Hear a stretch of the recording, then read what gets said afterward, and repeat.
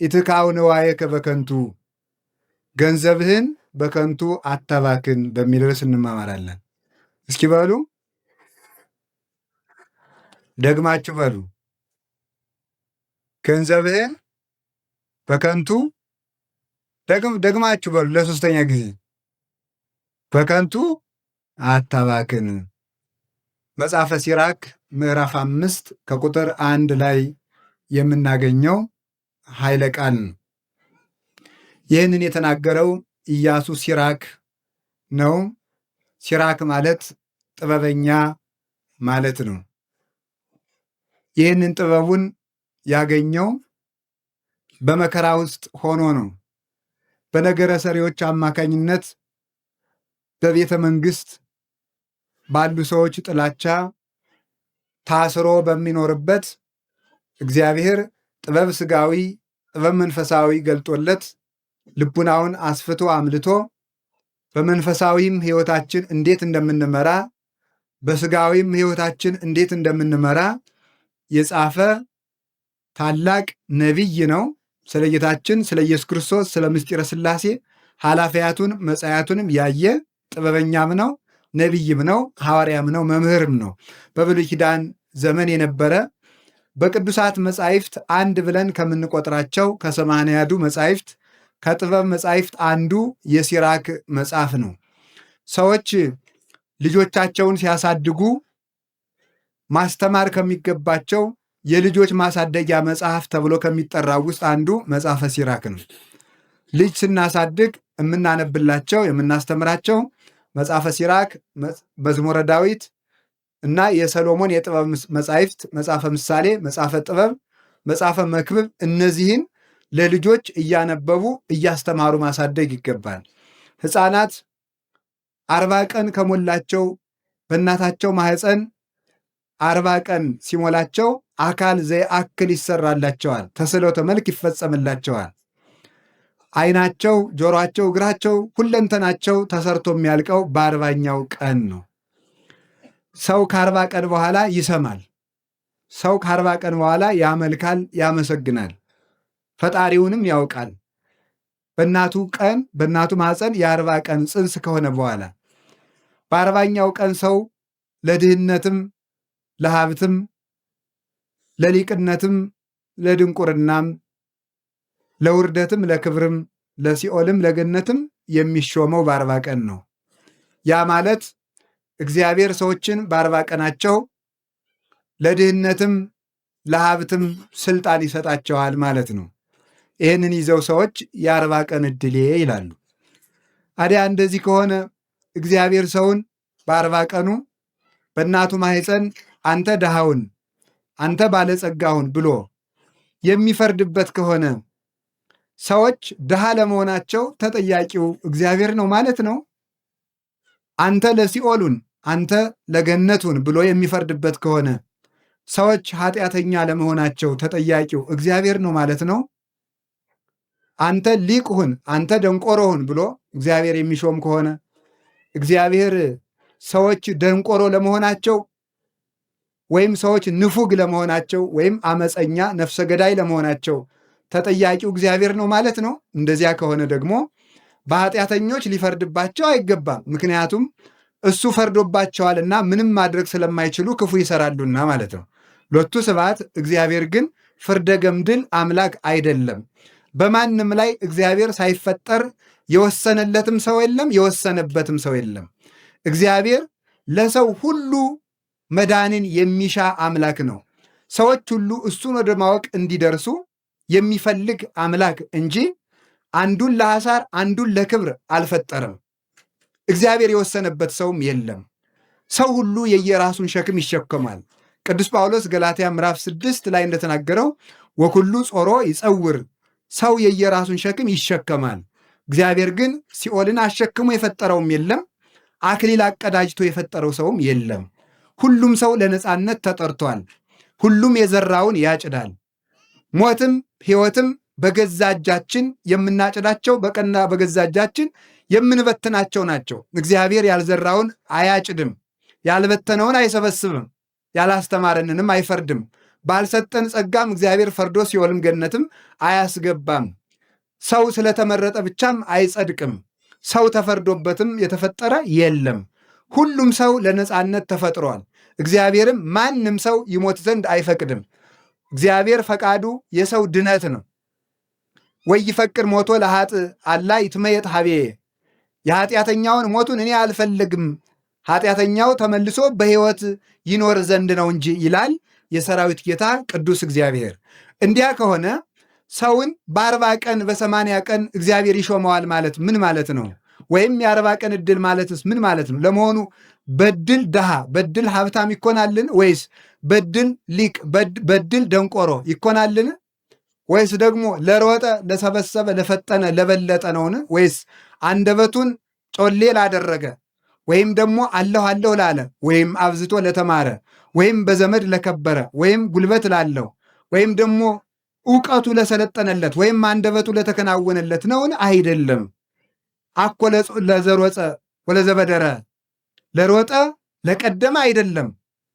አሁን ታዲያ እንዴት እንሁን? እግዚአብሔር ሰዎችን መርጦ ካስቀመጠ እናንተ የምትድኑ ናችሁ ብሎ ከመረጠ እኛን ካልመረጥነን ምን ያለፋናል ብለን መጠየቅ እንችላለን። ልፋታችን ከንቱ ነዋ። ምክንያቱም የተወሰነልንን ስለምናገኝ ብለን እግዚአብሔርን መሟገት እንችላለን። ደግሞስ ለምን ጹሙ ይለናል? ለምን ጸልዩ ይለናል? ለምን ስገዱ ይለናል? ለምንድን ነው አስቀድሱ የሚለን እግዚአብሔር?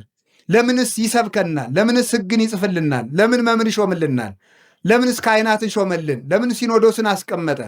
ለምንስ ወጥቶ ወርዶ አስቀመጠ? ወይስ ደግሞ እሱ የድርሻዬን ተወጥቻለሁ ብሎ እንደ ግድ የለሽ መምህር የድርሻዬን ከተወጣው ሰው የራሱ ጉዳይ ለማለት ነውን? እግዚአብሔር እንደ ሰው የድርሻዬን አድርጌያለሁ ብሎ ከተጠያቂነት ለማምለጥ ብቻ ብሎ የሚሰራ አምላክ አይደለም። እግዚአብሔር በርኅራኄ የሚሰራ ነው።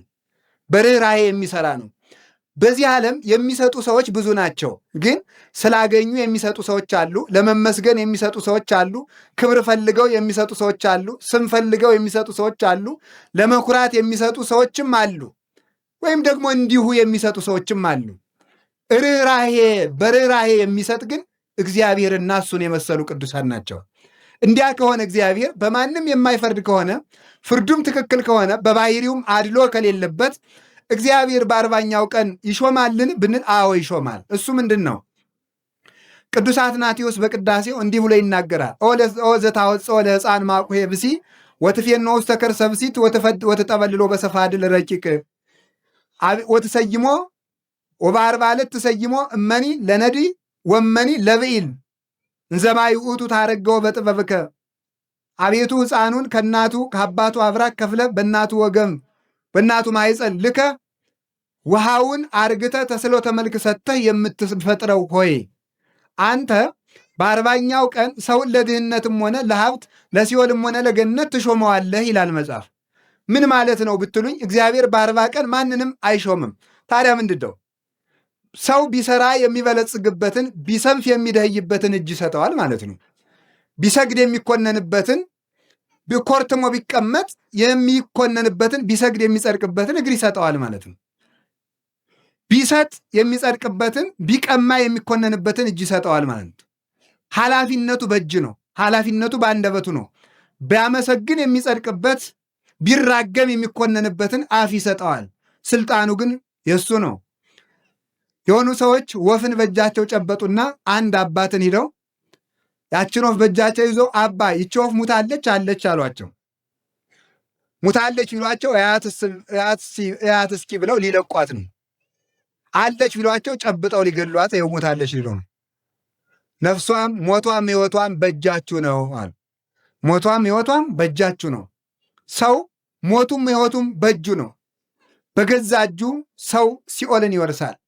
በገዛ አንደበቱ ሰው መንግሥተ ሰማያትን ይወርሳል። ሞት ወሕይወት ውስተ እደ ልሳን እምቃልከ ትጸድቅ እምቃልከ ትትኮነን። ከቃሌ የተነሳ ትጸድቃለህ፣ ከቃሌ የተነሳ ይፈረድብሃል። ሞትም ሕይወትም በአንደበት እጅ ነው ይላል ማቴዎስ ምዕራፍ 12 ቁጥር 36 ላይ ሲናገር። ስለዚህ እግዚአብሔር ሰውን ለሲኦልም ለገነትም አልመረጠም። ሰውን ሁሉ እግዚአብሔር የጠራው ለገነት ነው። ያን ጥሪውን ተቀብሎ አቤት ብሎ ስራ ሰርቶ ጸንቶ መገኘት ደግሞ የሰው ድርሻ ነው። ስለዚህ እግዚአብሔር በ40ኛው ቀን ይሾማል ማለት ብንሰራ የምናገኝበትን ባንሰራ የምንጎዳበትን አካል በ40 ቀን ስለሚሰጠን ነው። ተምረን የምንጸድቅበትን አንሰማም ብለን የምንኮነንበትን አእምሮ የሚሰጠን ያን ዕለት ስለሆነ ያን ያገኘንበት ቀን የ40 ቀን ዕድል የተባለ ያ ነው እንጂ ለተለዩ ሰዎች በ40 ቀናቸው የተሰጣቸው ጸጋ የለም። ስለዚህ እግዚአብሔር ሁሉንም ለድህነት የመረጠ አምላክ ነው። ለድህነት መርጧል። ያንን ምርጫ መቀበል የሰው ልጅ ድርሻ ይሆናል ማለት ነው። ስለዚህ መዳናችን በማን እጅ ነው ያላችሁኝ እንደሆነ በገዛ እጃችን የተያዘ ነው።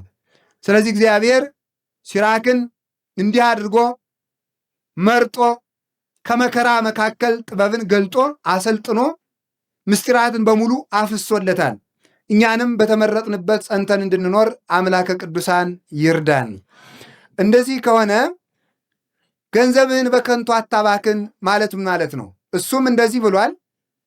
ትንቢተ ኢሳይያስ ላይም የሰራዊት ጌታ እግዚአብሔር ሕዝቤ ረሃባቸውን ለማይከላ ጥማቸውን ለማይቆርጥ ነገር ገንዘባቸውን ይበትናሉ ይላል የሰራዊት ጌታ እግዚአብሔር ይላል። ሰለስቱ ምዕት 318ቱ ሊቃውንት በፍትህ ስጋዊ ወይም በፍትሐ ነገሥት 41ኛው አንቀጽ ላይ ወይደለው ለክርስቲያናዊ ይዝሩ ንዋዮ፣ ክርስቲያን ገንዘቡን ሁሉ ሊበትን አይገባውም፣ ገንዘቡን በአግባቡ መያዝ አለበት ተብሎ ተነግሯል። እንግዲህ ለገንዘብም አትጨነቁ ተብለናል፣ ገንዘባችሁን አታባክኑም ተብለናል። እነዚህን ሁለት ነገሮች ሰው አስታርቆ መኖር አለበት። ገንዘብ አትውደዱ ያለ መጽሐፍም ትክክል ነው። ገንዘብን በአግባቡ የያዙ መጽሐፍም ትክክል ነው። ሁሉም እንዳያያዙ ነው። ሁሉም እንዳያያዙ ነው።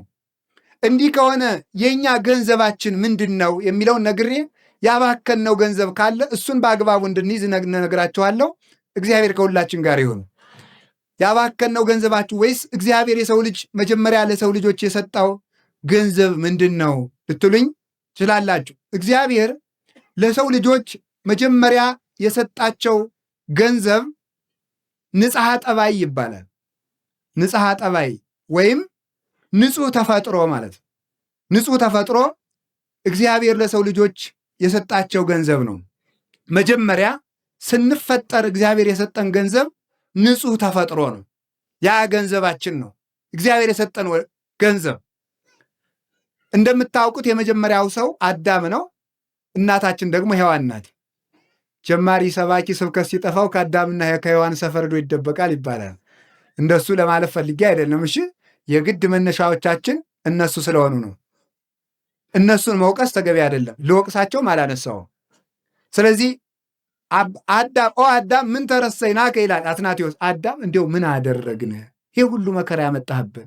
ሔዋን ምን አደረግን ሲልና ኧረ እናንተ ገነት ገብታችኋል፣ እናንተን መውቀስ አይገባም። ኦሪትም እናትና አባትህን አክብር ትላለች ብሎ ይናገራል። እነሱ እናደንቃቸዋል። እነሱ ንስሐ ገብተው ድነዋል። እኛ ነን እንጂ ያቃተን። ስለዚህ እግዚአብሔር መጀመሪያ ለሰው ልጅ የሰጠው ተፈጥሮ ንጽሐ ጠባይ ይባላል። አዳም ሰራዊት አልነበረውም፣ ሌላ ገንዘብም አልነበረውም። ነገር ግን ሰማይና ምድርን እንዲያስተዳድር እግዚአብሔር ስልጣን ሰጥቶታል። ሰማይ ስላችሁ ከሰማይ በላይ ሰማየ ሰማያት ለእግዚአብሔር ወምድረሰ ወሀበ ለእጓለ እመሕያው ይላል ቅዱስ ዳዊት። ሰማዩ የእግዚአብሔር ነው፣ ምድርን ለሰው ሰጥቶታል ይላል። ልልናን ጌትነትን ለራሱ ነው፣ አያካፍልም።